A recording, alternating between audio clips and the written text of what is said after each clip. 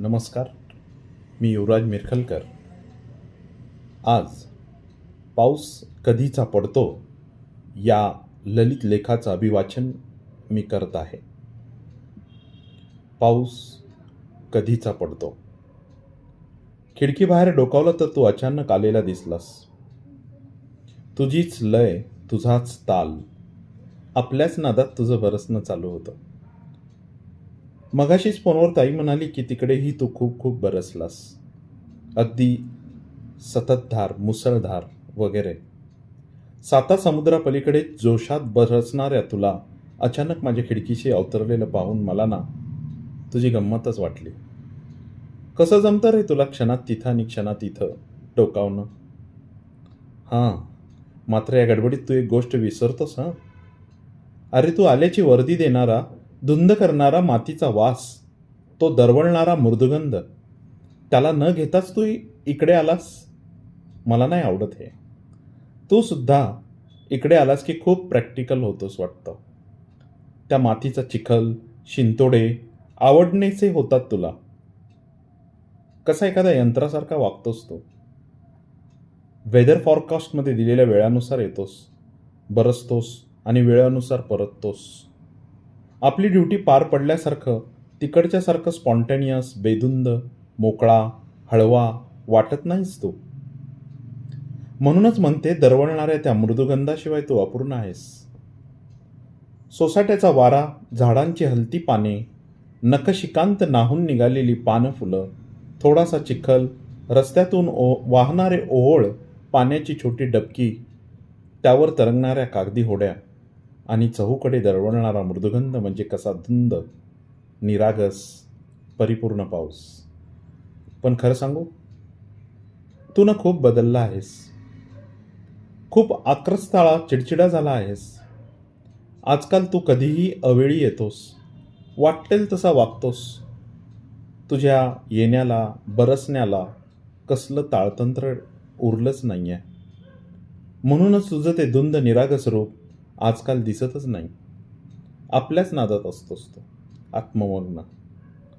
खरं तर थोडा माझ्यासारखा.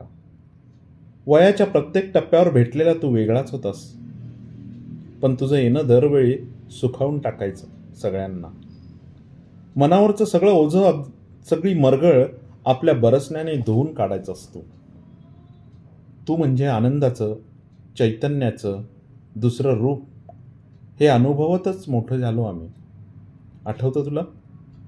आम्ही लहान असताना आपण कसा धुडगूस घालायचो. तू आलास की आईबाबांनाही न जुमानता पळत सुटायचो आम्ही तुझ्याशी खेळायला. आला आला पाऊस, आला पाऊस, आला पाऊस आला म्हणत मित्रमैत्रिणी गोळा व्हायचो. तू केलेली चिखल पाण्याची डबकी आणि आम्ही बनवलेल्या कागदी होड्या. काय खेळ रंगायचा ना. आणि तू येताच गोळा होणारे बाकीचे सोबती, बदक, बेडूक, चिंब भिजत तुझ्यासोबत त्यांचा केलेला पाठलाग. तुझ्यासोबत खेळण्यासाठी तर आईशी भांडायला पण मागे पुढे पाहायचो नाही. आईच्या आणि आमच्या वादसंवादाला तूही गरजत बरसत दाद द्यायचास. आठवतंय? आई, मी पावसात जाऊ का? नको नको नको. ए आई, मला पावसात जाऊ दे. एकदाच भिजून मला चिंब चिंब होऊ दे. धारेखाली उभा राहून पायाने मी उडवीन पाणी. ताप, खोकला, शिंका, सर्दी वाटेल ते होऊ दे. ए आई, मला पावसात जाऊ दे. त्या वयात पडणारे दिवसभर पावसात भिजून सांग ना आई, बेडकाला खोकला कसा होत नाही. सारखे प्रश्न असो किंवा शाळेभोवती तळे साचून सुट्टी मिळेल काय सारखी अपेक्षा असो, सगळं कसं माफक, सरळ, सोपं होतं. बालपणातून तारुण्यात प्रवेश केला आणि लहानपणीचा अवखळ सवंगडी पाऊस आता मनातली अल्लड, गुलाबी गुपितं जाणणारा जीवाभावाचा मित्र वाटायला लागला. तुझं येणं कधी पुलकित हर्षाचं, हळव्या क्षणाचं, स्पर्शाचं वाटू लागलं. तू यायचास आणि ऋतू हिरवा, ऋतू बरवा वाटू लागायचा. भेट तुझी माझी स्मरते अजून त्या दिसाची, धुंद वादळाची होती रात्र पावसाची. केस चिंब ओले होते थेंब तुझ्या गाली, ओठावर माझ्या त्यांची किती फुले झाली. अशा हळव्या भेटीचा तू साक्षीदार होतास. जिंदगी भर नाही भुलेगी वो बरसात की रात असं वाटायला लावणाऱ्या माझ्या त्या आठवणींना अत्तराचं बोट लावलं ते तुझ्या पावसाळी सुगंधाने. तारुण्याचे नवथर हळवे क्षण मागे पडत गेले. वास्तव्याच्या झळा सोसत आयुष्य पुढं सरकत गेलं. पण तुझी सोबत होतीच. आई गेली तेव्हा माझ्या डोळ्यातल्या पाण्यासोबत तूही अखंड कोसळत होतास.